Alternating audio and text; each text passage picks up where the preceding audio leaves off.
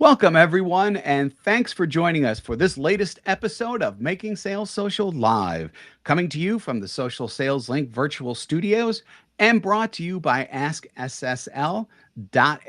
There's a QR code if you're watching us via video that you can click on and find out more about that. We're very happy that you made us a part of your day today. I'm Bob Woods. I'm joined by Stan Robinson Jr. and Bryn Tillman. How y'all doing today? Howdy. Fabulous. Happy to be here. Excited to talk about converting connections to conversations.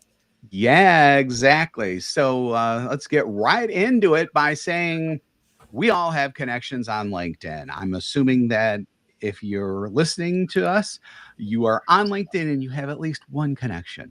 So hopefully you have a lot more than just one. What we'd like to ideally like to do is to start conversations with those people we're connected with. Remember, your connections are people. They can help you. You can also most definitely help them.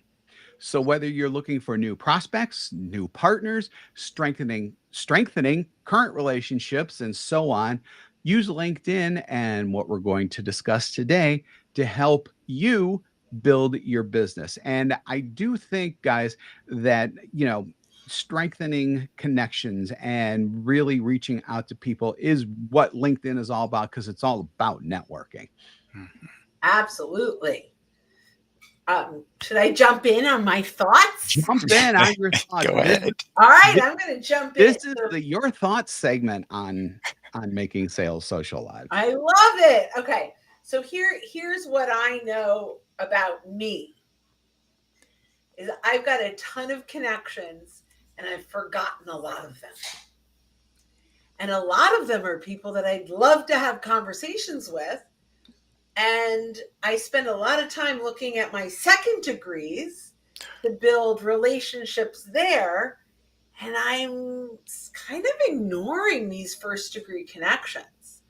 And so I am really excited today about talking about how do we take inventory of our connections? How do we identify the clients, the prospects, and the referral partners that live inside of our current connections, and things that we can do to re-engage them in a way that's meaningful to them, right? That brings them value and starts that conversation, not around how I can sell them, but how we can bring value to one another, which is what you said early on, and I kind of just reframed that. So that's where I want to start. How about you, Bob, Stan? Yeah, so I mean, not only start, but Bern did the whole thing. So thanks everybody for joining us. Have a great day. Bye-bye. No, we are going to get a lot more into this. We're going to get a lot more into that. Stan, do you have anything to add? One of the things that, as we say in this PS segment, is focus on the value that you bring to others rather than being concerned about how they can help you. And that changes your mindset, and it makes it much, much easier when you take that perspective and you're talking to them about how you can help them solve a problem rather than how they can help you earn a commission. That is a perfect segue to the very first thing that we're going to be talking about in converting connections to conversations with LinkedIn, and that's with your profile. So as you know, most people have their profiles like, here's why I'm great, here's why I'm good, here's what I do, and here's what I sell. That is not good. What you really should do, and we've been practicing this for years and years and years now, and we've helped a lot of people with it, is shifting your profile from a resume to a resource. So this is where Stan's thing comes in, because when you provide value right away in your profile, you create curiosity, you get your buyers thinking differently about their situations, and then they'll be excited to take your call or to click on that link to schedule a call with you or whatever, essentially, because they want to learn more about what you're doing because you've gotten them thinking differently. You've gotten them saying, I wonder if Stan's thing, what he mentioned in whatever piece of content that he shared, I wonder how that can help me. All of that immediately gets started with your profile. I love this. And often I say, I want you to start looking at your profile like a landing page. And this is where you're going to earn the right to get the conversation, or at least start, because your content can do that too. But if we're talking about converting connections to conversations, and we reach out in a lot of methods that we'll talk about, typically, if they don't remember you, or even if they do, the first thing they're going to do is click through to your profile. Yep. So is your profile doing its job of converting that visitor to a conversation? And that is going to run kind of through a few elements. And I don't know how deep we're going into this, but your banner, if your banner is doing its job, it creates that kind of curiosity. And actually, I'll probably say this a few times, so I'll watch that I don't go too deep. But all content, including your profile, should hit 5 elements if we want to convert to a conversation. The first one is to resonate with our buyers. When they show up, they need to know we serve them. Because if they don't know that right away, they're going to hop. They don't have time. The second thing is we have to create enough curiosity that they lean in and do what Bob said, which is, interesting, right? The third thing, and I am reframing a lot of what you said under this, is we need to teach them something new, something they didn't know before they got here. It could be small, but it needs to be impactful. And what you've just taught them needs to get them thinking differently about their current situation. And ultimately, whatever that call to action is, needs to work. We need to move them from spectator to engager. Yep. If we don't know they're there, we can't start a conversation. So is your profile converting that to a message, to an engagement on content that they found on your profile, to them accepting or responding to the message you sent them? So your profile has a big job, and your profile's job is to convert that connection to a conversation, not necessarily a sales call all the time, but a meaningful conversation that might lead to that opportunity. Okay, back to you. Back to you and over to Stan. Boy, that was great. And I was just thinking as you were talking, Bren, your profile may not cause someone to reach out to you directly as a result of having looked at it. What it can help them do, though, is stay on your profile rather than clicking through to your competitors, because yours does resonate with them. And number 2, even if they just look at your profile, and the good news, of course, is you can see who's viewed your profile. Most of the time. Yep. Even if they don't take any action, when they've looked at your profile and see that you're positioned as a resource that can help them, when you do reach out to them, they're more likely to respond. True. That's awesome. Yeah. And by the way, if you have the free LinkedIn, you have to make sure that your profile is open, not in an anonymous mode, because it's your pay to play. You have to be open to see other people that are viewing your profile. And the one thing we do know is if they are not open, we're not going to be able to see them. So, but I love that, Stan, because I think that that's so powerful. We know they're visiting most of the time. We know that they're visiting our profile, and that is adding to our credibility so that when we do reach out. Oh, I love that. Thank you. Okay. Yep. Absolutely. So now we're going to move on to the next item in converting connections to conversations with LinkedIn.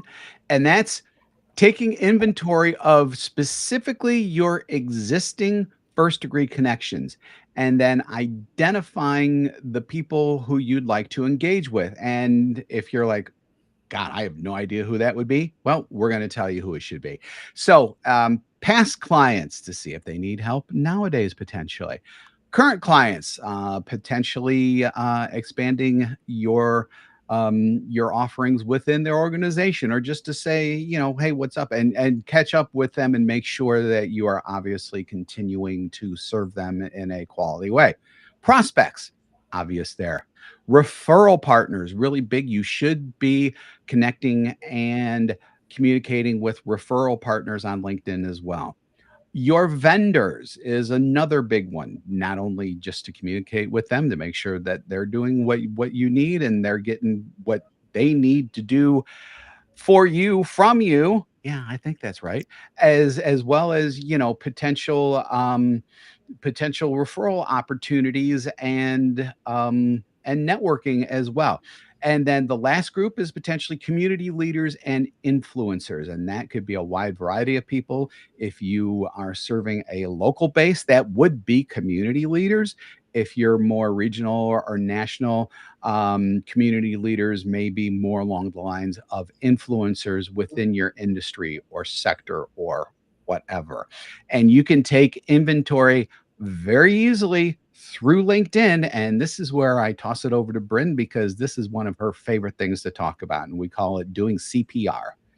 Yes. So there are two ways to truly take inventory. The first one is to download your connections, which is now kind of hidden in download all your data. So if you've done this before and you show up and go, oh my gosh, it's gone. I can't download my connections anymore. It's hidden. So just download all your data, and within 24 hours, you will get a big zip file that you open up, and connections.csv lives in there. When you open that up, and if you open that up in Excel, I typically will go into a Google spreadsheet. I add a column. So you're going to get first name, last name, their email, if they opted in to allow you to have that, a link back to their LinkedIn profile, their company, their title, and the date you connected with them. That's a lot. Add a left column in the left-hand side, and that's where CPR comes in. So Bob mentioned lots of different folks we want to have conversations with. I tend to group them into three: client, prospect, referral partner.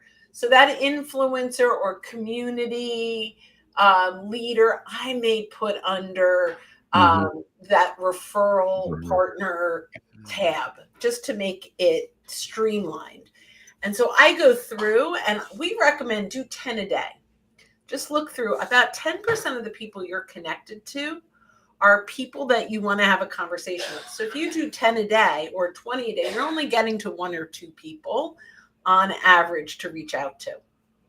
We can talk about lots of different ways to do that, including video message and a couple of other things to reestablish that communication.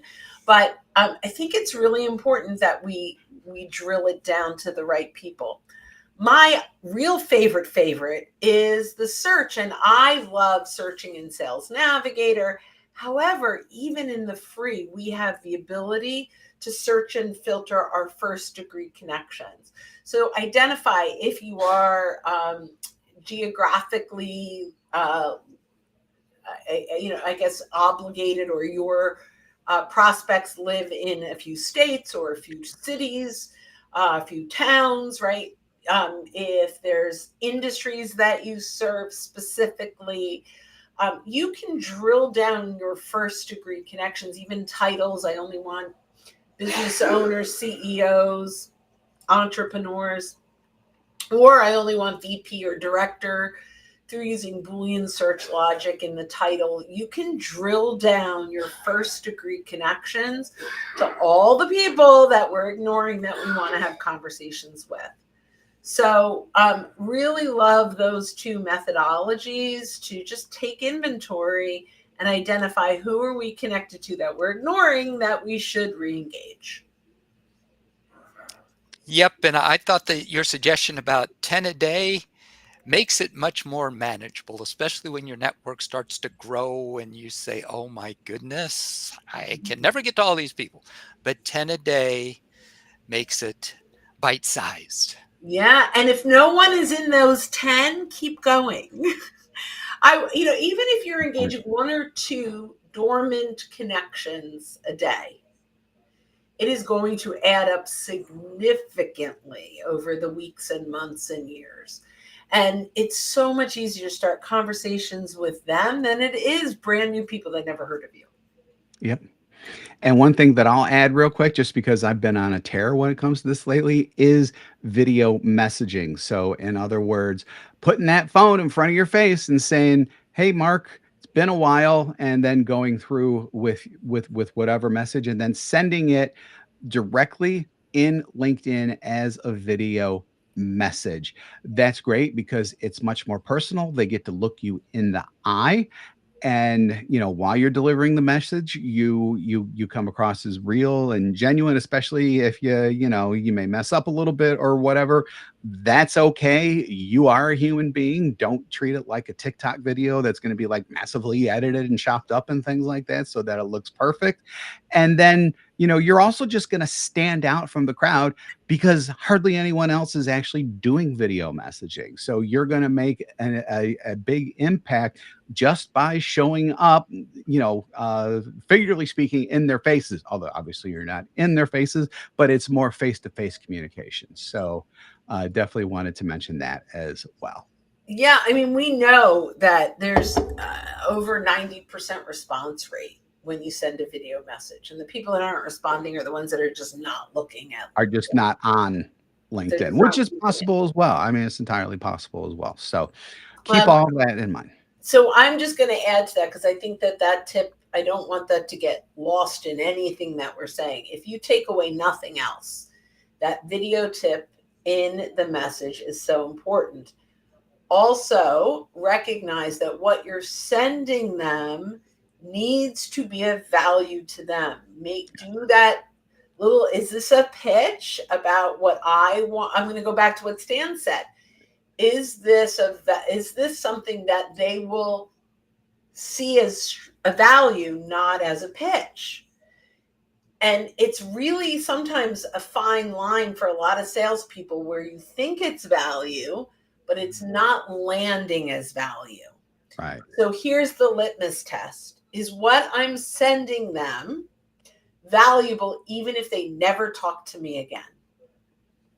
If they don't respond, but did they learn something? Did they gain something of value that even if they don't communicate back, I have left them better for having listened to that video? Yep. 100%. That's a great rule to live by, quite frankly, for any communication, but definitely for video communication there. Yeah, and just a quick yes and with the video. As we say, it may go without saying, but try and keep it under 60 seconds. Yeah. Don't make a 5-minute video Yes. in this context, especially if you haven't been in touch in a while. Yeah, that's one of those really simple things to keep in mind, but yet at the same time, it's so important. You really can't, people used to laugh at other people who left like 2 and 3 minute voicemails and things like that. It's the same type of thinking, just with video messaging rather than, just pure voice. Although you still can do voice messages on LinkedIn as well. Although that never really took off. I get them a lot from 2 people. So, but I like every message these folks send, and one of them is my neighbor, and that's how she communicates: is audio message on LinkedIn with me. That's her choice.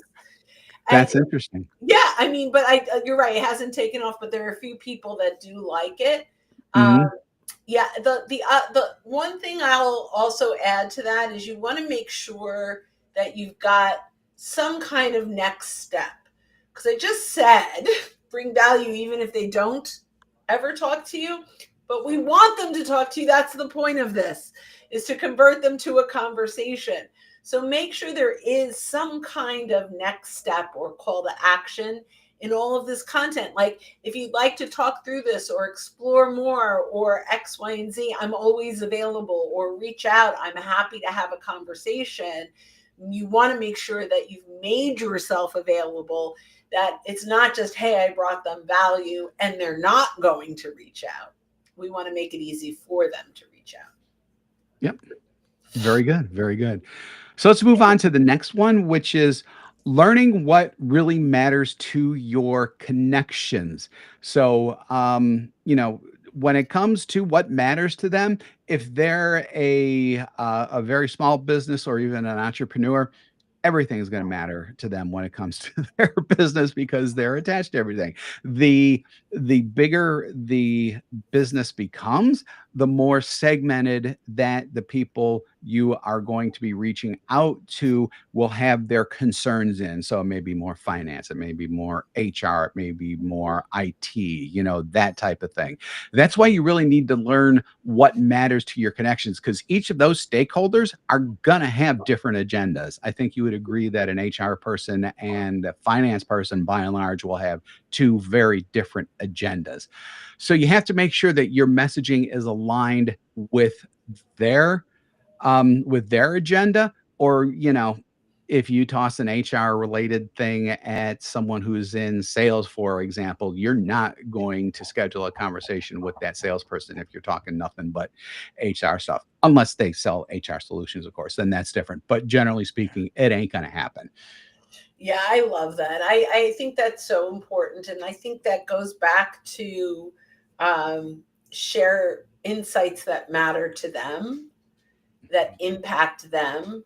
And I love having similar messaging with that tweak, so that when it lands in the HR's inbox, they know that it's for them, right? It resonates with them, creates curiosity, teaches them something new that gets them thinking differently about the way they are doing it, which is going to be different maybe than the way the CFO is doing it or wanting to, or the salesperson. So I think that's great.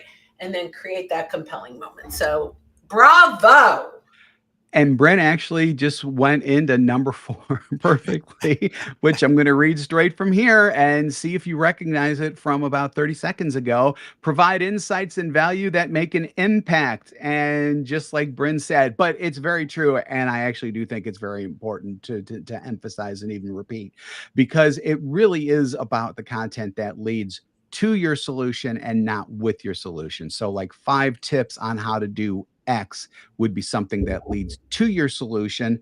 Our solution rocks, everybody else's solution blows. That's leading with your solution. Definitely don't do that.